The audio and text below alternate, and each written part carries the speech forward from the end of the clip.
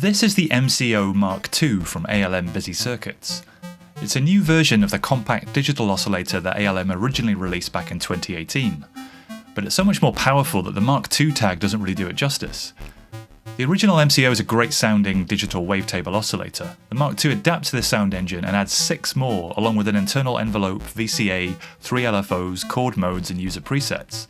This all means that it can operate as a complete voice while still only taking up 6 HP. The wavetable voice lets you import your own waves and has a dedicated sub-output which you can process separately.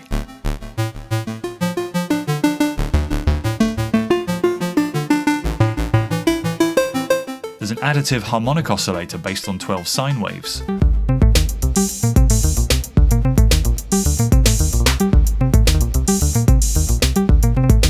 There's a dual oscillator voice based on classic 90s virtual analog synths, which is a great pairing for the chord mode.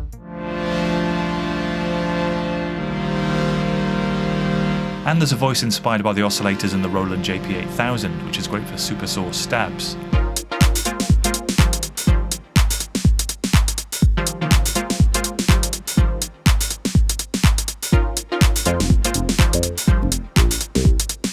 There's a voice dedicated to kick drums and bass sounds that can get beautifully extreme.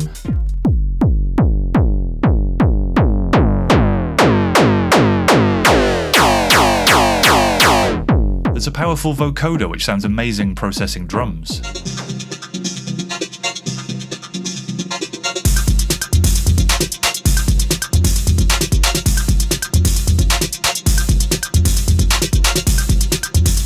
They've even ported the SID Guts Commodore 64 emulator to the MCO for lo-fi video game style tones.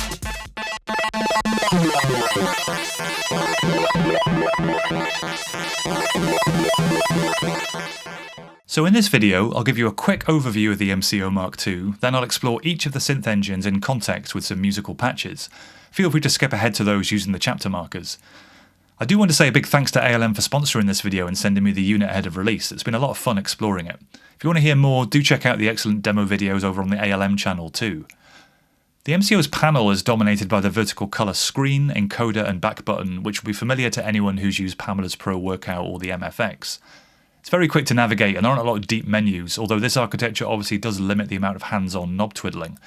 Luckily, it's compatible with ALM's existing Axon 1 and 2 expanders, which each offer 4 more assignable CV inputs, and in the case of Axon 2, 4 knobs. I've been using it with the Axon 1 and patching in offset voltages from the IntelliGel Quadrat in my palette case here, which makes it much more tweakable. There's a pair of outputs at the bottom, and in most of the voices these are set up as a stereo pair with a widening effect, but in the DigiWave wavetable voice, the second output is used for a sub-oscillator. At the top we have 3 assignable CV inputs, a standard volt per octave input to control the pitch, an external audio input which can be used for FM, sync or vocoding depending on which voice model you're using, and a trigger input.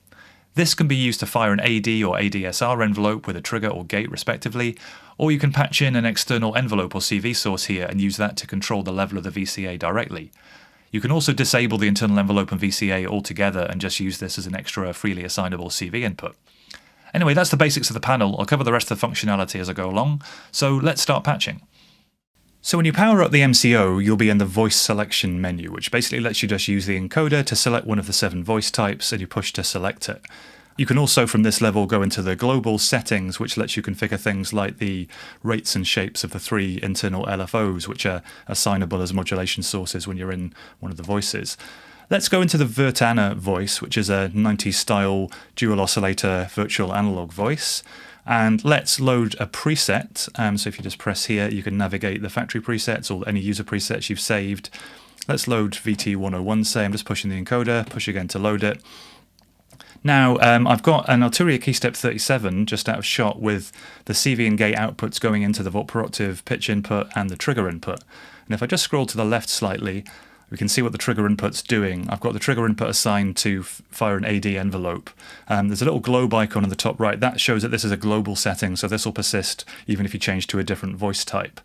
The AD envelope itself is configured on the next page along. Let's fire in a little sequence and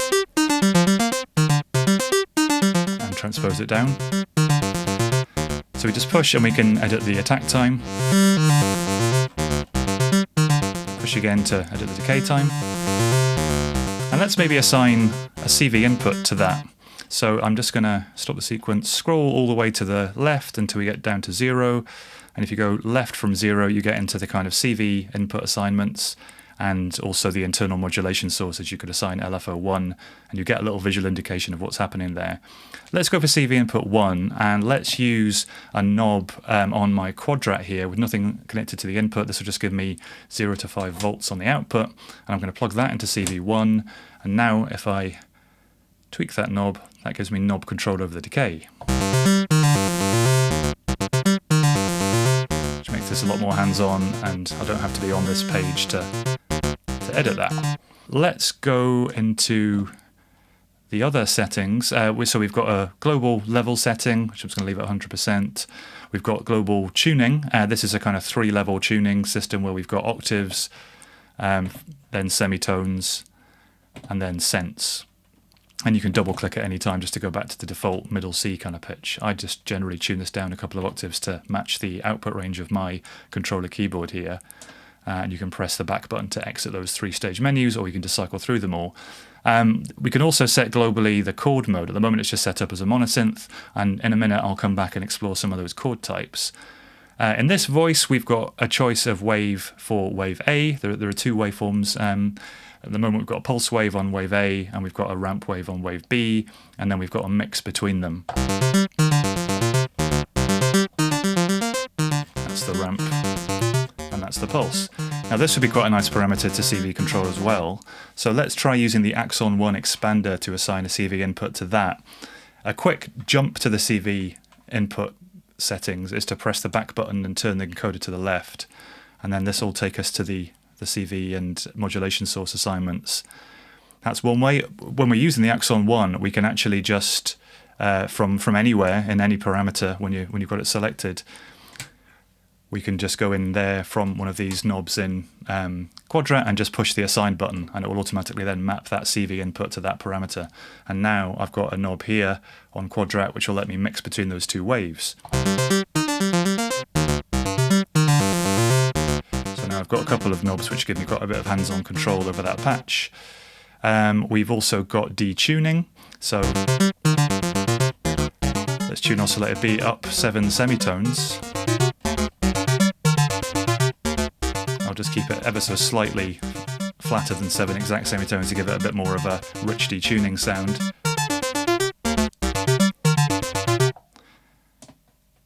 And we've got pitch drift as well. This adds a bit of randomness to the pitch, so we'll just set 10% of that to kind of warm things up a bit. We've got a low-pass filter here with cutoff and resonance controls. Let's map the resonance to another CV input and another knob on Quadrat. Just going to hit assign, quick as that, and now I've got CV control over resonance. And the cutoff is currently assigned to the internal envelope, so that's going to kind of match the envelope that's controlling the level. If we press and hold, we can then add an offset and adjust the attenuation of that envelope. So if I just get the sequence going, that's effectively like a filter cutoff. Let's just kind of take it down a fraction.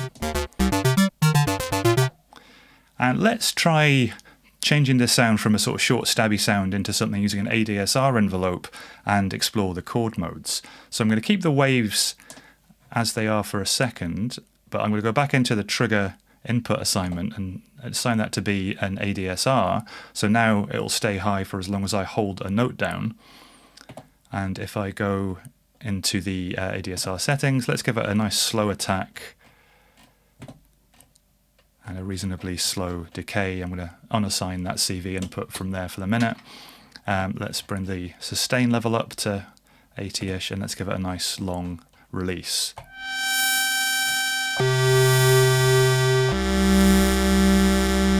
So that's sounding quite nice. Let's go in and change wave A to be a ramp as well. And let's go into the chord mode, and remember these are tuned a fifth apart, and if I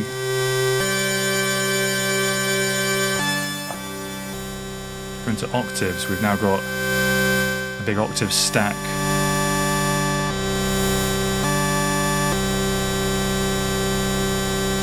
Let's go into 7.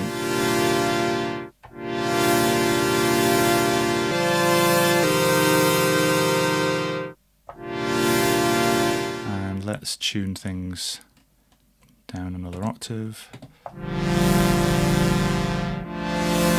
Let's add some reverb. And let's just take that filter down a bit more as well. Push and hold, and let's just bring that attenuation down.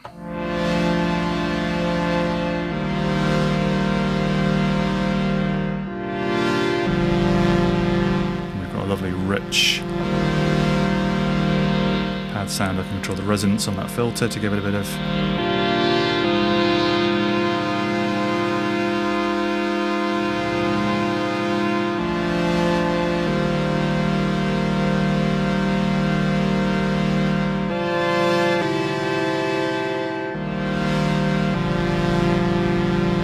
So yeah, really simple and quick to start editing sounds, assigning CV to parameters, and getting things tweaked.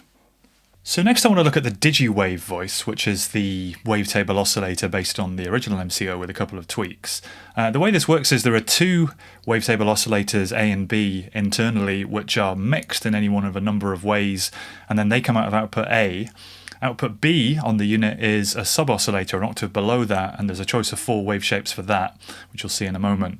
And rather than using the internal triggered envelope and VCA, I'm going to take these two outputs into Megatang, use Megatang's VCAs with a couple of external envelopes to treat them separately. I'm going to use the same note sequence obviously going into MCO, but I'm going to use a slightly different pair of complementary rhythmic patterns to trigger the envelopes for the sub-oscillator and the main voice. Let's just have a quick listen to the full patch if I just start it up. So I've got two Euclidean patterns from PAMs basically. There's a little bit of delay from MFX. Pip slopes the envelope controlling the high voice. And I've got an envelope straight out of PAMs going into second channel. Wave A is being modulated by the internal LFO. And I should say the wavetable I'm using here is a user wavetable. I'll show you in a minute how to navigate those. Wave B is being modulated by LFO2. So those two internal LFOs are sweeping across the full range of these tables and morphing smoothly between them. I'm not inverting Wave B, but that is an option, and I'm mixing them using the splice mode, with the mix being set by CV input 1, which is this knob here. So I can pan across to just wave A. I'm just going to take the sub out for a second as well. So you can see the wave shapes in wave A's bank are kind of these wave folded sine kind of shapes.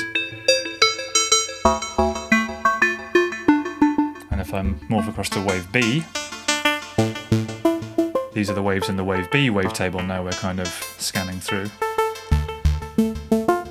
And if I pan to the middle, in this mix mode it's taking half of one and half of the other, and they're being kind of split down the middle. You can see this center point wiggling there. There are a few other wave mix modes. Morph just kind of smoothly morphs between them. So at that one extreme it's wave B, and one extreme it's wave A, and in the middle it's a kind of morph of the two. Multiply multiplies them, maxed mixes between A and whichever is the maximum of A and B at any given moment, and minimum likewise mixes between A and whichever is the lowest of A and B. But I'm going to keep it on splice for this patch. Another parameter we can play with is the PWM. I've mapped that to CV input 2, which is this knob. And this basically inserts silence in the second half of the wave, as you can see, kind of flat lines there.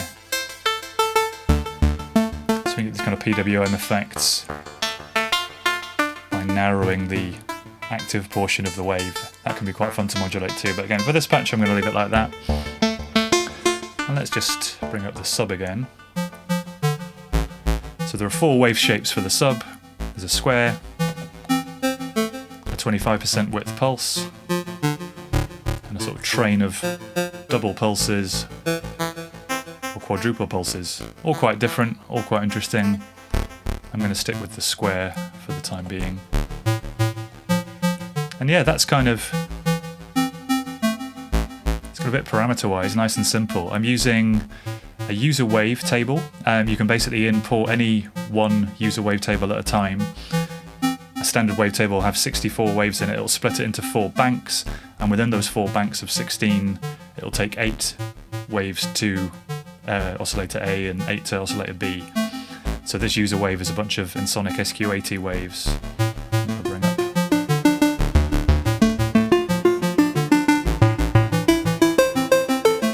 So yeah, let's go into bank 4.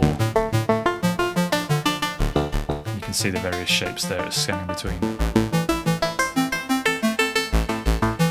But yeah, between the user waves and the factory waves and these modulation options, really interesting voice, especially when you treat the sub and the main output independently.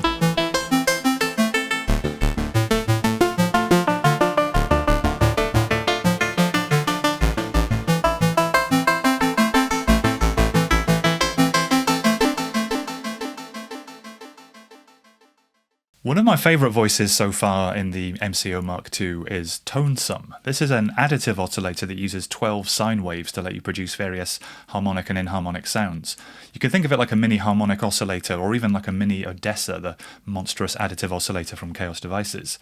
Let me get it droning, and I'm just going to go through the parameters and then I'll get a little patch going with it. So if we go into it, and I'll just unmute. I've disabled the envelope for the minute so that we can just hear it drone. And I've mapped CV4 on the expander, which is this knob here, to this first parameter, which is harmonics. This basically controls the relative levels of the upper harmonics. So if I reduce that down, now we're just hearing the fundamental sine wave, and as that increases, we're hearing the additional sine waves at multiples of that initial frequency. Next parameter is faux pas. This is mapped to the envelope, which is disabled at the moment, but this is basically another way of turning down those upper harmonics to approximate a low-pass filter. So basically, as the upper harmonics get reduced, a bit like we just heard in the harmonics control, it gets less harmonically rich and closer to a pure sine. So they're kind of two ways of controlling the spectrum. Notch is an interesting one. This I've mapped using the joystick at the left of the case here to 2 CV inputs on CV inputs 1 and 2. And this will basically, if I push the joystick up, this will basically create a kind of band pass across those harmonics, with certain harmonics raised in volume and the ones either side decreased. And if I pull the joystick down, it produces a notch, a kind of dip in that response. And by moving these around, it's quite nice to animate this in 2 dimensions, either with LFOs, or I'm just going to keep the joystick here as my manual controller. It's going to leave it slightly flatter for a minute. Flip is an interesting one as well. I've mapped that to CV5, which is this knob. What this does as you increase the CV is reduce the level of alternate harmonics, and once they pass through 0, they invert and then get louder again. So again, it's another interesting way to modify the spectrum. I'll leave that as it was. Then we have detune, which basically moves those harmonics away from the center frequency, or changes the relationship of them so that they're less harmonically related. And this is really good for kind of bell sounds, tuned percussion, those kind of effects. For this patch, I want to keep it relatively harmonic, so I'm going to move this down to, leave it at 1% just for a tiny bit of detuning, but not completely fixed. And then, yeah, spread does what you might expect. It spreads them across the stereo field, so alternate harmonics are kind of panned left and right in various degrees. And I'm going to leave this at 50% for a bit of stereo. I'm going stereo out into the mixer. The other thing to mention before I turn the envelope back on is the ratios setting. This basically controls whether you get all the harmonics present, which is what we're hearing at the moment, or just the even ones, which gets you a slightly different tone, slightly more triangular wave feeling, or just the odd harmonics, which gives you a more kind of square wavy kind of tone. For this patch, let's leave it on the even ones to start with, and I'm just going to turn the envelope back on from the trigger input. And I've got a sequence on the variegate 4 in this little pod beside here. So let's get that going. Let's bring it down an octave as well. And if I just get back to the notch view again, you can hear the effect of that kind of spectral shaping with the joystick, which is quite fun. Let's give it a slightly bassier feel like that. If I go back to the faux pas as well, you can see now the envelope's controlling that, so those harmonics are being reduced in level with the envelope. I've mapped these knobs to the envelope, decay, and attack. Let's keep it kind of quite snappy. I've just built up a little patch around this with some drums and a pad from Sizzle, so let's bring in some drums.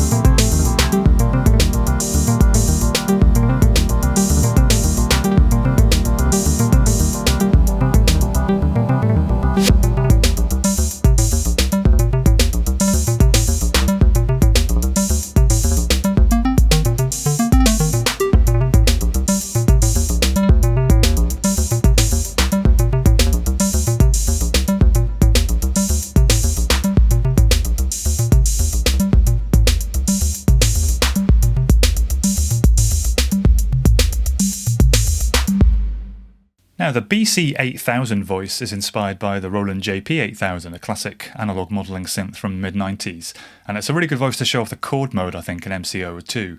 In this patch, I've got an external sequence coming in from the BeatStep Pro, driving the pitch, triggering envelope and pip slope, and I've set the internal VCA so it's controlled from the envelope CV coming in at the trigger input rather than actually triggering the internal envelope. I've set up chord mode, I've set it to minor fourth, first inversion, and if I get the sequence going, it sounds a bit like this. And with the pip slope envelope,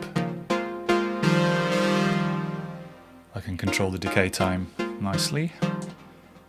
The other parameters I've got set up via the Axon for CV control are, well, I'm in supersaw mode for starters, and I've got detune mapped to CV input 6, which is this pot. So this is the, lets me detune the other additional saws.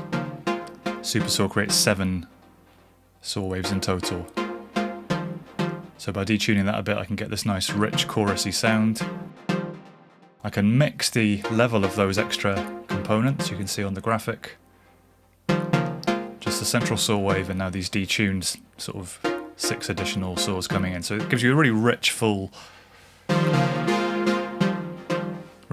sound for kind of these analog, digital modelling analog kind of sounds.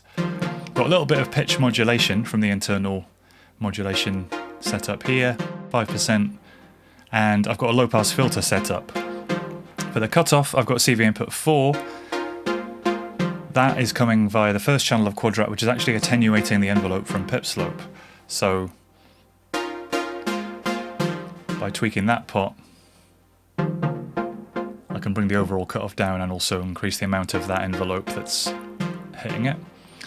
And I've got the resonance mapped to CV input 5, which is this pot here. So I can give it a bit of that kind of quite clean resonant sound. I've got a few other drum sounds being sequenced from the BeatStep Pro on Squid, which I can just build up.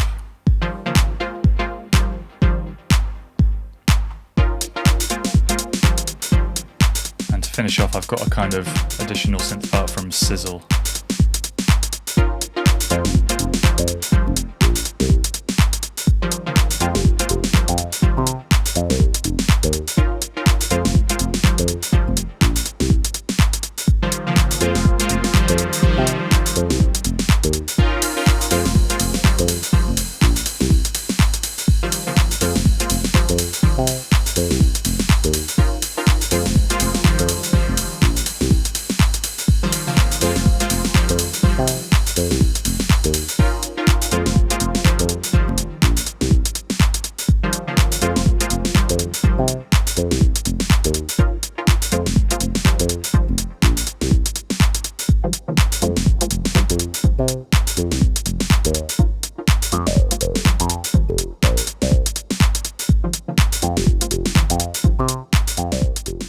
Next, I want to have a little play with the Oomph voice, which is a kind of kick drum and bass synthesizer. And I've got to say, if you bought the MCO just for this alone, it would be worth every penny. It's one of the best sounding kick synths I've heard. Let's get a little trigger sequence coming in, and I'll just take you through the parameters and have a little play around. So I've got various knobs here from the Quadrat routed into Axon 1, and I'm going to use these to control various parameters via CV. First thing we've got to play with is a click envelope. This is like a pitch envelope. I've got knob B here mapped to that, and that's basically the kind of depth of the pitch envelope that's applied to the start of the sound, which gives it that kind of transient. Obviously at extremes it's quite zappy, and at more subtle settings it just kind of gives it a little bit of bite. The next parameter, which I've mapped to the next knob along, is thump, and that's the kind of decay time of that click envelope. So with these at very extreme settings we get those kind of disco tom vibes, but then down here we get this kind of like punchy 909 style. The first knob here I've mapped to the decay time of the overall amplitude envelope. So I'm just going to keep that kind of in the middle. It has a sub parameter and sub length. This is basically a frequency it droops down to as a percentage of the bass frequency. So basically every time it's triggered, it will drop down to 70% at the moment of the bass frequency over half a second. So we can just play with that too. I haven't CV controlled that, I've just got that set up manually just to give it a kind of nice little boom. There's an FM oscillator with a sort of internal oscillator which you can use. I've set this as a ratio of 3 times, and I'm using this pot here, the fourth pot on Quadrat going into CV input 7, to modulate the depth of that FM. It's minimized at the moment because I've also mapped that same knob to distortion drive. There are several distortion types. I've got soft clipping set at the moment, and then the drive is set by CV7 as well. So if I bring this up, it'll apply FM and drive, and we'll start getting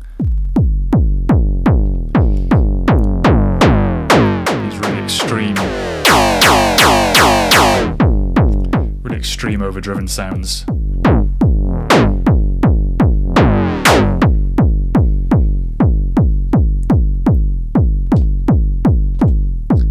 And let's just have a look at the other distortion types. So that's soft clipping, saturation. I really like how these graphics change as well. We've got hard clipping.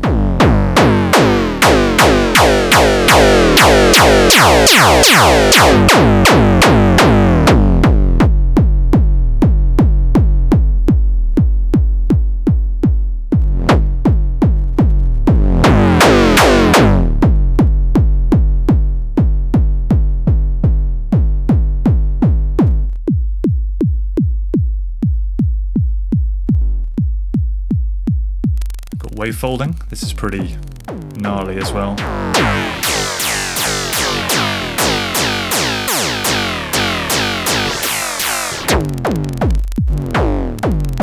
And we've got bit crushing.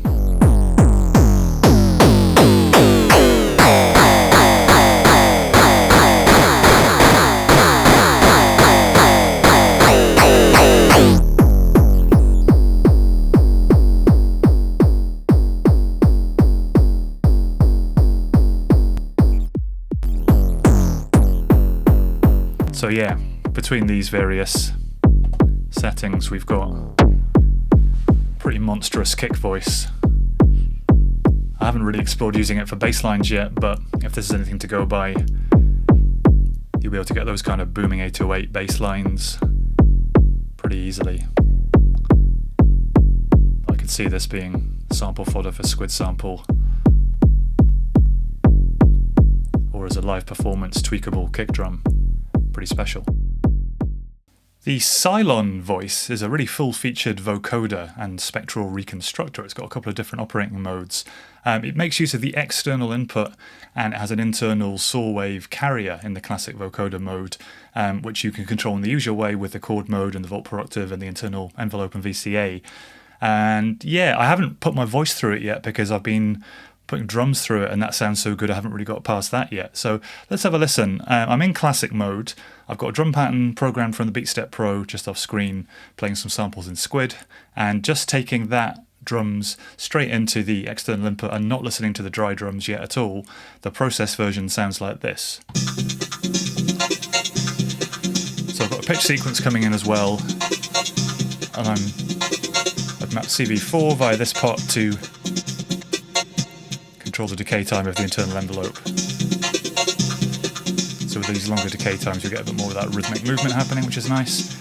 I'll just flick into the other mode, which is the spectral reconstruction mode, and that's trying to recreate the spectrum using sine waves. I think it's less useful on full drum tracks like this, but I'm going to explore that at a later date. Anyway, classic mode.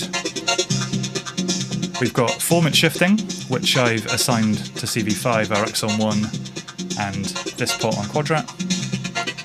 And this kind of shifts the formants around, which is really good for dialing in this material to kind of activate certain bands. You get slightly comb filtery kind of effects going on as well. We can adjust the slope of the band's response and dig a notch into them as well, similar to in the ToneSum additive oscillator mode as well. I've got CV6 via this pot, controlling the slew. If you think of it like an envelope follower with a slow release, it means we get these kind of less rapidly updating bands, basically, which is really nice for dynamic control. And we've got a bit crush effect built in, which is obviously great too. Listen to this.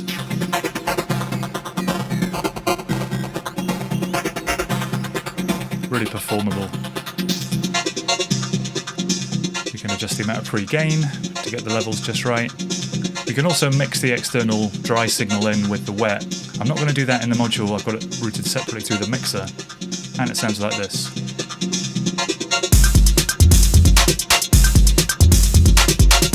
Just such a cool effect. We can bring noise in to the carrier signal as well. Just adds noise to the saw wave. Maybe more effective on some other kinds of material. And we've got a few quality settings. I'm on high at the moment. There is also ultra, which has even more bands.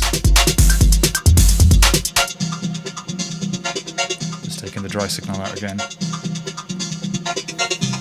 And there's medium. With these slightly fewer bands, we're hearing a bit more of the carrier and a bit less detail of that drum pattern. It's quite nice to shift the formants through on these lower bands. There's even low as well. Just a bit less effective on this material. I'm going to leave it on high.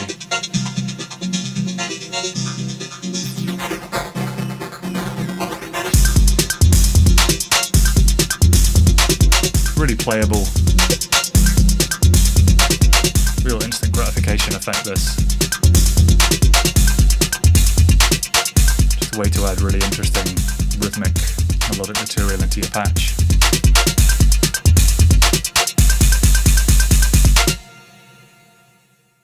So to finish, I want to take a quick look at the SID Guts voice, which is based on the SID Guts and SID Guts Deluxe modules that ALM made, which were in turn based on the Commodore 64's SID chip, classic 80s home computer. It's great for kind of lo-fi, glitchy, digital, 8-bit kind of sounds. And let's just get right into it. I've got a very fast 30-second note sequence coming in from the keystep here. You've got a choice of waveforms. You've got square, ramps, triangle, and noise. In the square mode, we've also got PWM, which I'm using an internal LFO to modulate. There's modulation, ring mod or sync, which are, you can either feed in an external audio signal for that, or you can use another internal oscillator, and then the external input becomes a vocal octave. I'll show you that in a second. There's a multi-mode filter, currently in low pass. I've got LFO2 modulating the cutoff, and I've got CV5 mapped to the resonance. Let's just bring that down a little bit. So it's not a very analog sounding filter. And yeah, I've just got an internal envelope decay time here.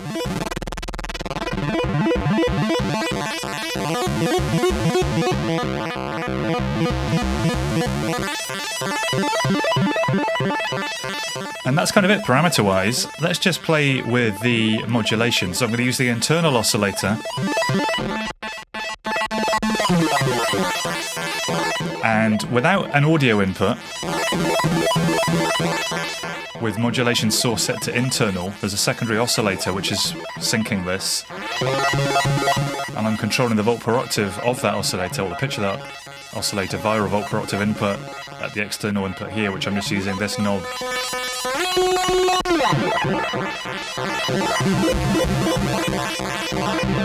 So it's great for these really super glitchy textured sounds.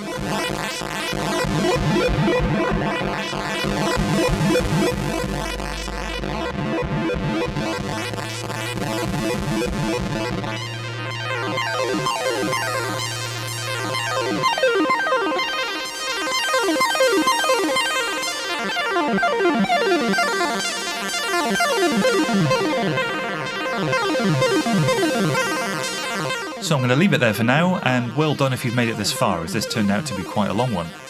Even so, I've really just scratched the surface of these synth engines, but hopefully you've had a bit of a taste of what this thing can do.